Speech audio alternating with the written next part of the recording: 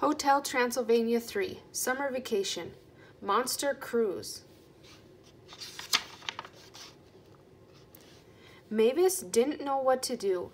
Even though Hotel Transylvania ran smoothly, it was a lot of work. So she and her father never had time for their family and friends. Do you need some family time? Are you a monster? Then you need a vacation. A monster vacation, proclaimed an announcer on a television commercial. And in that moment, Mavis knew exactly what Drac and his pack needed. A vacation. It wasn't just any vacation. It was a once-in-a-lifetime cruise for monsters that started in the legendary Bermuda Triangle and sailed to the lost city of Atlantis. Drac and his friends were amazed by the cruise ship. Monsters from all over the world boarded alongside the Drac pack. Drac loved Mavis's sweet surprise. He adored spending time with his family and friends and couldn't wait to see what adventures were in store for them.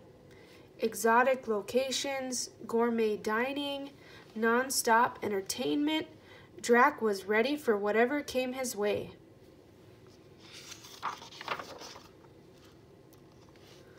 But he was not ready for what happened when Erica, the ship's captain, introduced herself to the travelers. One look at her and Drac zinged. He had only zinged once before with Mavis's mother. Was it even possible to zing twice? Dooby da shaluki kubi ala boo-boo, said Drac when he met Erica, who didn't know what to make of Drac's silly babbling. So she replied, Ali boo-boo to you, and went on her way. After another goofy encounter with Erica, Drac told his friends what was going on. It felt good to zing again, but he was also worried about Mavis. She, Johnny, and Dennis were his family. He had to be there for them. Everything else was a distraction. Family, family, fun, fun, Drac reminded himself.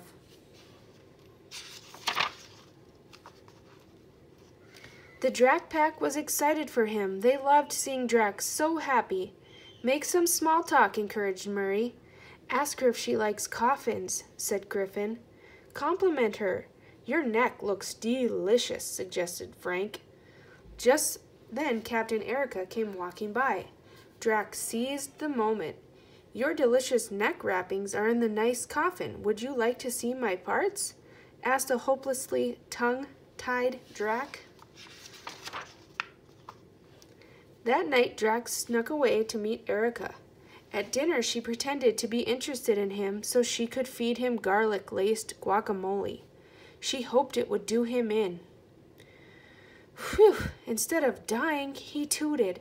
Drac was so embarrassed and nervous. He admitted that this was his first date since his wife died, and he had a lot on his mind.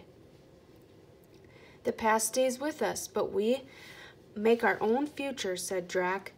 This surprised Erica. She never thought she'd relate to a monster like Drac. Plotting against monsters made it hard for her to think about the future.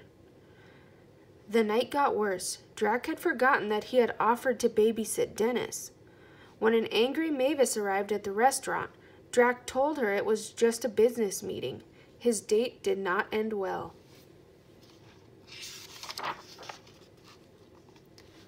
Soon enough, the ship arrived at Atlantis, their final destination. The monsters were invited to explore the lost city's sights. They were also promised a huge celebration. All the monsters were having a great time.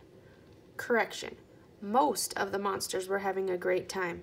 Drac was still trying to figure out what to do about zinging with Erica and being a good dad to Mavis.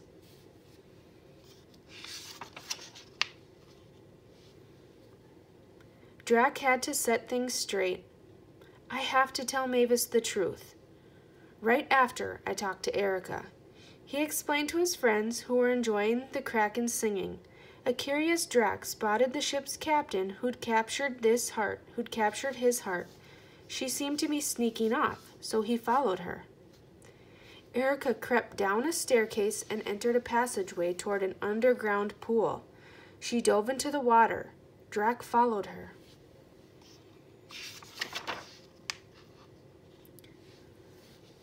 Erica ended up in a throne room. She was so focused on her mission that she didn't even hear Drac arrive. She just stared at the stone figure holding a device. As she took a step forward, an axe flew out of the wall. Luckily, Drac grabbed the axe before it struck Erica. "You saved my life. I can't believe you would do that for a human," said Erica. "Humans, monsters, what's the difference?" said Drac.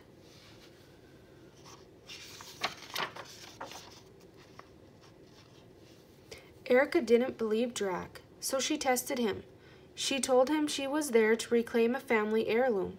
Every step Erica took set off a new booby trap, and each time Drac saved Erica from flying axes, arrows, and darts. "That was incredible," said Erica. "Don't you want your crystal ball thingy?" asked Drac. Erica had completely forgotten about the device. She hesitated at first, then finally grabbed it. As soon as she did, the room started to collapse. Drac scooped up Erica and dived back into the pool. He saved her again.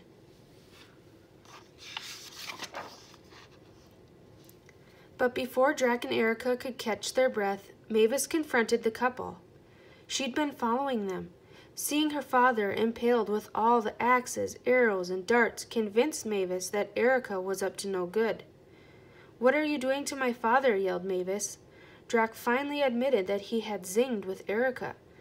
This surprised Mavis and Erica.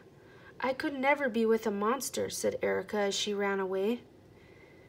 At the big Atlantis celebration, Johnny helped Mavis realize that Drac deserved to be happy, just like they were. She encouraged her father to follow his destiny and talk with Erica.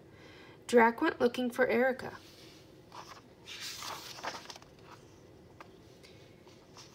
He was shocked to find her with his sworn enemy and her grandfather, Van Helsing.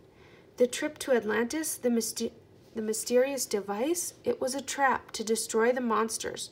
Drac was devastated. So was Erica. She was falling for Drac. She loved how sweet he was with his family and friends. She was awed that he would risk his life to save hers over and over again. Van Helsing activated the device with horrible-sounding music. It made the Kraken lose control and start to destroy everything in its path.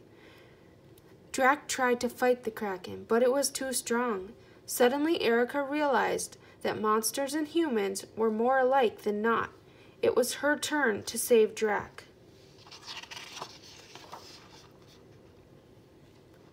Johnny helped save the day too. Thanks to his DJ skills, he played the happiest song he knew to calm the Kraken. Everyone at the party, even Van Helsing and the Kraken, started to dance. Mavis could not be happier for her dad. He had his family, friends, and someone to zing who zinged him back. What more could he need? Subscribe to my channel for new stories all the time.